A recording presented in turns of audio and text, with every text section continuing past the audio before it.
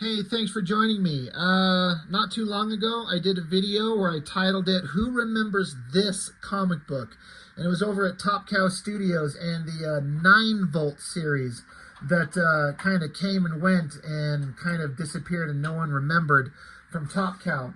Kind of in the similar vein, who remembers this series, Ninja Boy, from Wildstorm?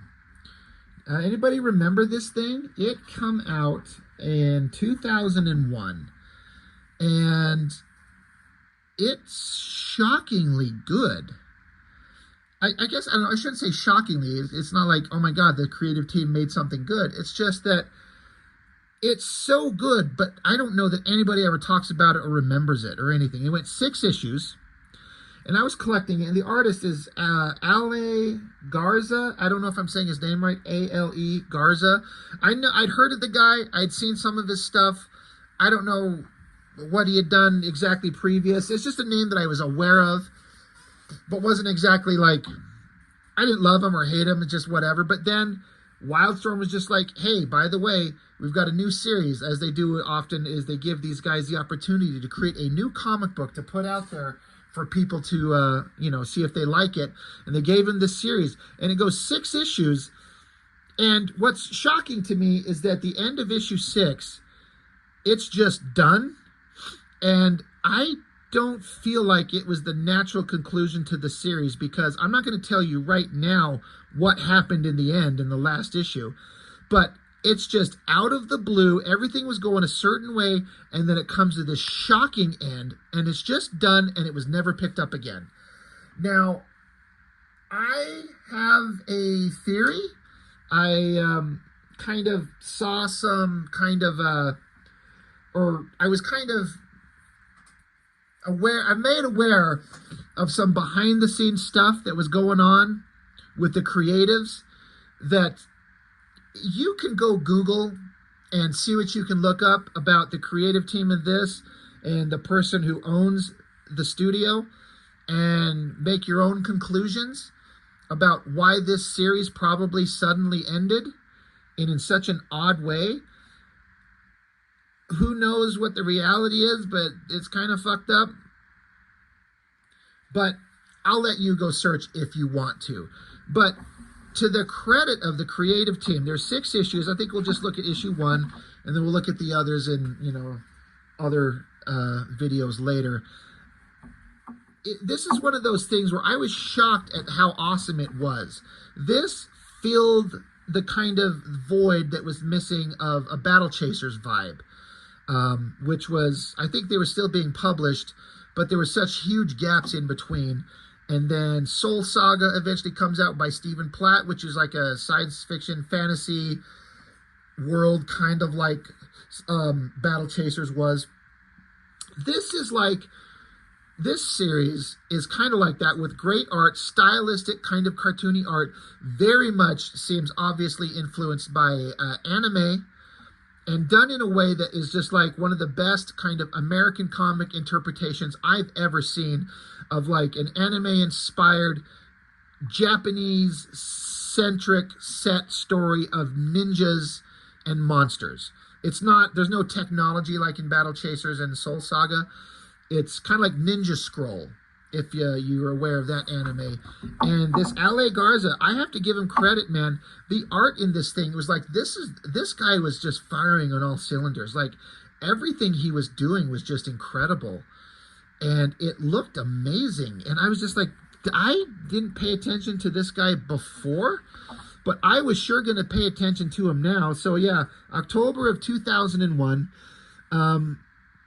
There's kind of fonts of the names of the creative teams on scrolls reading downward like Japanese. I understand that, if I have it correctly, that their writing goes downwards, at least in some cases. I'm certainly not an expert.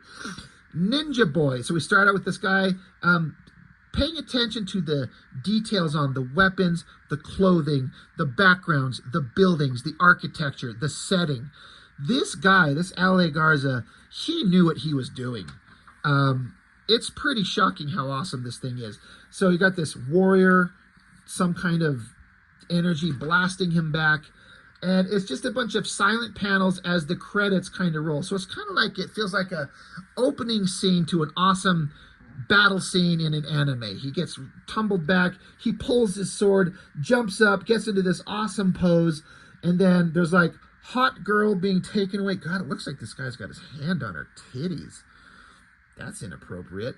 But then giant two-headed weird monster creature, awesome like Japanese architecture in the background. So heroic guy, monsters, damsel in distress. Like, you see where we're going. Look at this artwork. I have to imagine, like, if you like Joe Madureira's stuff, you have to dig this, at least on some level. I wonder what Joe Mad thinks of it. I bet I would imagine he likes it.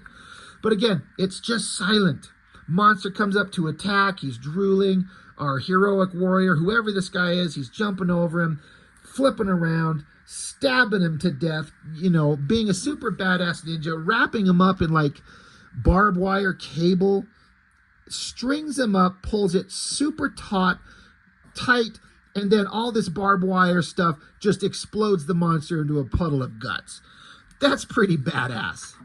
That's awesome. He sheathes his sword, the monster's head's falling to the ground. He picks up the flower that the hot girl, okay, right, the hot girl, I get it. She is up here in the tower, and that's what this shot is. She's up there, she's got a flower in her hand. I don't know why this monster's groping her.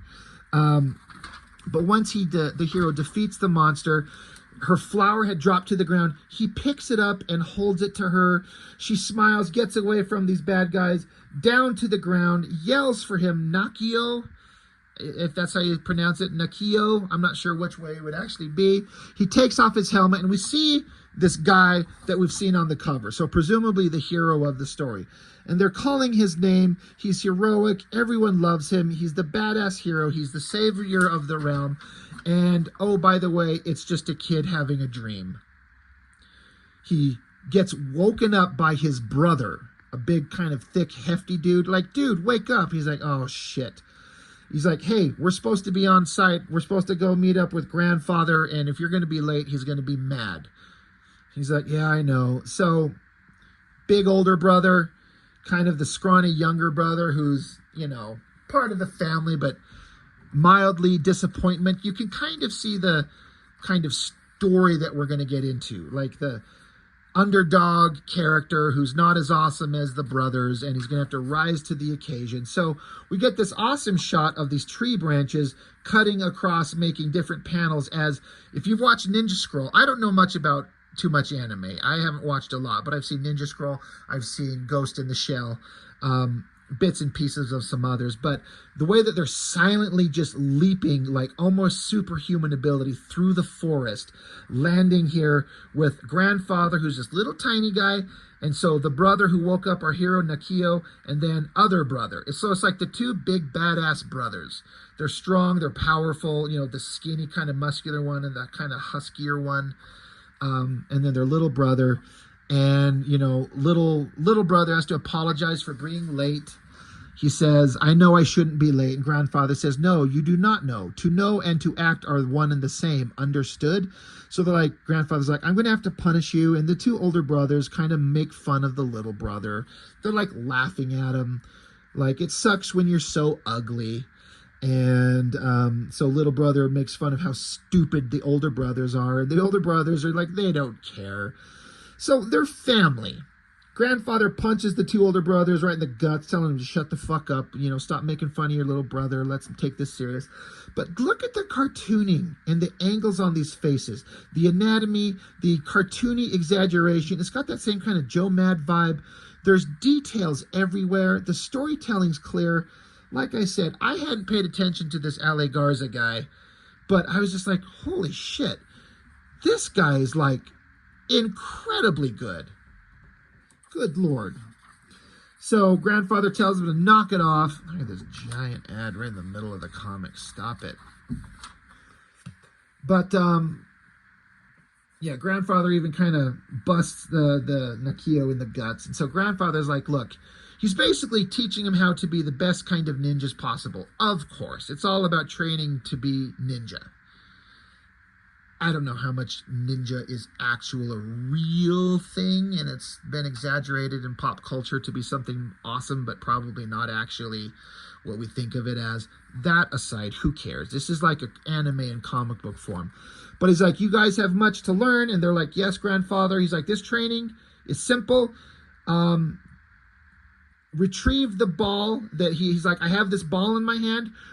Retrieve the ball and return it to my hand. The challenge is there's only one ball. So little grandfather guy, he does this like crazy tuck and roll and chucks the ball, and it just sails off into this like vast forest. They're up on this cliff, and there's this giant forest out in front of them. Look at the cartooning on this little grandfather character. It's so good. It's so good.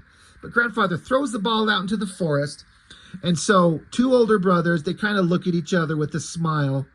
And then they instantly put their arms together because little brother was going to go leaping right by them, and they knew, and they just like cock blocked him. Boom, boom, slams him down so he can't go flying by. And then two older brothers take off. So little brother, you get the idea that he's sneaky and he's trying to outthink, and he's thinking, but older brothers have more experience and they know what their brother's going to do. So they stop him, knock him down. They both smile, and brothers take off. Grandfather's just looking, so Nakio, he's like, all right. He leaps off into the forest. Off he goes. So now we're going to get a forest training sequence.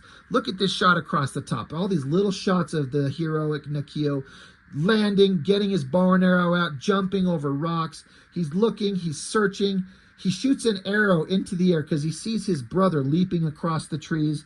As he shoots, he kind of busts out the footing from underneath his fatter older brother. So his older brother tumbles to the ground and is, he's stopped, at least temporarily. And our hero's got a smile on his face. He's smart. He's clever. He keeps running into the forest. And this took me a second of what I'm looking at here, but these are the feet. This is like his foot in the air as he's running, and this is his calf and his other foot. But he runs up and he finds older brother number 2, the bald, muscular one. There's the rock, or rather the ball lodged in this rock formation. And big brother's like, just remember, little brother, when I'm beating you senseless, it's only because I love you. So big brother's got a couple of staffs in his hand. He tosses one to little brother, and they're going to battle. Big brother says, don't worry, I think you'll look good without teeth. So we get this awesome battle. He swipes at him. Little Nakio jumps and does ninja flips up through the air, off trees, and smashes the staff in the back of the head of the brother. Good maneuver. The goal is to get the ball and get it back to grandfather. So kid comes up here. He's trying to wedge it out of the rock. Big brother screams and swipes with the staff. Little brother jumps out of the way, but the uppercut swipe with the staff sends the ball sailing into the air. Little brother says, nice shot. Big brother says, thanks. He's like, little brother says, look at it go. Big brother's like, yup. They're like, that's pretty badass. Anyway, the fight continues. Clack, clack, clack. Swords, or rather staffs engage. Little brother gets a shot to the face, so he jumps in the air. Older brother sees what he's doing, and then we get one of these shots where, like, you see an anime with, like, hyper rapid speed motion, where he, like, does multiple strikes in, like, a millisecond, like, boom, boom, boom, boom, boom, boom, boom, boom, just nails little brother all over, knocking his ass to the ground. Little brother gets back up, tries to continue fighting, but big brother tosses him aside, hits him in the back of the head with the staff. Our guy is dazed, and the ball that went sailing into the air just lands casually into Big Brother's hand. So Big Brother's got the ball, and he picks up the unconscious body of his little brother. So they're all badasses, but older brothers, both of them, are the badder asses, especially this guy. So back at home, they're all sitting, they're having dinner, and basically grandfather is saying, you all did well, even you, little one. You're learning, you're becoming a ninja, you're a badass, you're ready for your first solo mission. So, but he's like, do you think you're ready? And he's like, oh, I guess. He's like, no guessing. The mind is everything. What you think, you become. You must know that you are ready. So this is Yoda. Do or do not. There is no try. He's like, all right, I'm ready.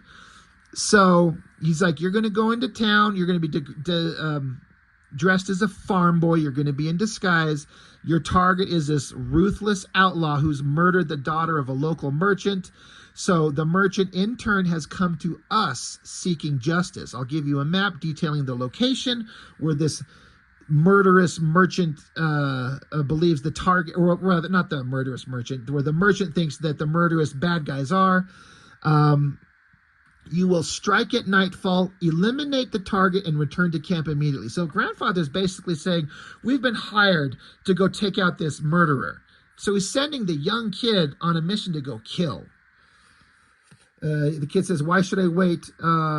What should I do while I'm waiting for nightfall? And grandfather says, you must do what a skilled ninjas always do, which is watch and learn. So great backgrounds and details everywhere. It's so good. Get this great shot of this city. Architecture is just fantastic. The cobblestone kind of stone structures, the bridge. All the ads in these goddamn comics. And so our character, Nakio here, he has to like kind of hang out in this city, whatever, until nightfall. So he runs into this little fluffy ball of fur talking animal creature and kind of interacts with him. This guy's got kind of a gruff attitude. He's got a kind of a loud mouth. He's a kind of a troublemaker. You can kind of see that he's going to be a character. Look at this great overhead shot of all these characters in the city. And then this goofball comes up. He's missing teeth. He's like, hey, come, look at this evening's festivities. Like there's a big party going to go on. So our hero, he's looking, and there's in this, I don't know what you call it, this thing, there's all these people are carrying this like throne that a guy's been carried in. There's a character in here. He's got a kind of a sinister look, and our hero's looking intently at him. And the little ball of fluffy guy, whatever his name is. Did he say his name over here? I don't think it says here yet. But the little fluffy guy's kind of explaining everything to the kid. So, he's getting caught up to getting up to speed. But anyway, later that night, we get this kind of awesome montage page of the kid. He's like taking off his regular outfit, putting on his mask, getting his sword, getting ready to go do this mission to which he's been set upon. Great clouds and moon behind him. Great details on everything. And through the night sky, he's just leaping across the roofs above everyone silently. There's a little shadow running across the roofs as people go about their day, about their business. God damn, this perfect perspective, all the characters in the right positioning, everything looks great. Look at the details on the backgrounds here and the buildings. It all looks so believable. It's amazingly good. Ninja Guy keeps rocketing across the roofs to get to this big giant tower where he's supposed to be. He's blending in, he sneaks in, no one sees him, goes into this room. There's a guy asleep in a bed. He's wondering, does a ninja have to kill? Is this what I have to do? But I'm here. But he looks and he notices that the body in the bed of the person, the target he's there to take out, is like a dummy. It's not a person. A look of shock. He looks behind him. Giant explosion, impact, sends him flying, knocks the dummy in the bed aside. And then we get a silhouetted figure and a couple of monstrously scary creatures that says, well, if it isn't the last son of the Mugen ninja, killing you will make my evening complete. And our hero's got a look of shock, like everything's gone to hell. And if you're paying attention to the way this guy looks here, he does look kind of similar to the shot of the guy here. So you can kind of put two and two together. This is a bad guy. This is the villain of the series. Look at these designs on these evil masks, the details, the fuzzy texture on this guy's outfit, the crazy armor, the little details in the like, what am I trying to say? It looks like almost like chainmail, but something like that on this guy's outfit. And next issue, Blood. So it's a pretty solid first issue. It's not entirely unique per se. It's kind of got same kind of cliche story beats that we all kind of recognize. Here's a underdog hero with other characters that are the heroes that he looks up to, a wise old teacher, sent on a mission, betrayal, super villainous bad guys, and how is it going to end. Ale Garza gives kind of a thanks to everybody. He says, thank you for picking up my book. Thanks for giving me a shot. I come up with the idea for Ninja Boy 2 years ago. I never thought it would come this far. First, he'd like to thank his mom and his dad. Without their support, none of this would be possible. To my wife, Carla, not only does she put up with me, she's damn sexy. To my kids, the Garza trio. So he's married to somebody named Carla and got 3 kids. Anyway, he thanks everybody, and then the co-writer, this Alan Warner, kind of does the same thing, and then on to the next issue, and then there's just more ads in the back. So, like I said, out of the blue comes this Ninja Boy from Wildstorm, and, at the time, and even now, I'm like, I was never, into anime in a huge way, but there's some of them I really dig, but this thing just works. And it's a shame it didn't go for much longer. Like I said, it went 6 issues, but it ended abruptly, just suddenly, boom, done, over. And nothing else came of it. And I'm not sure if there's legal rights or just no interest or whatever the case may be. But, if you want to go read up on the artist, and you can just kind of see what happened and kind of deduce for yourselves. But anyway, Ninja Boy. We'll look at the others in not too long in the future. Good stuff. My enthusiasm for this, I hope you kind of see it and understand it and maybe like it the same way I did. Pretty cool stuff. That's all I've got for now. Thank you for watching. I'll see you next time.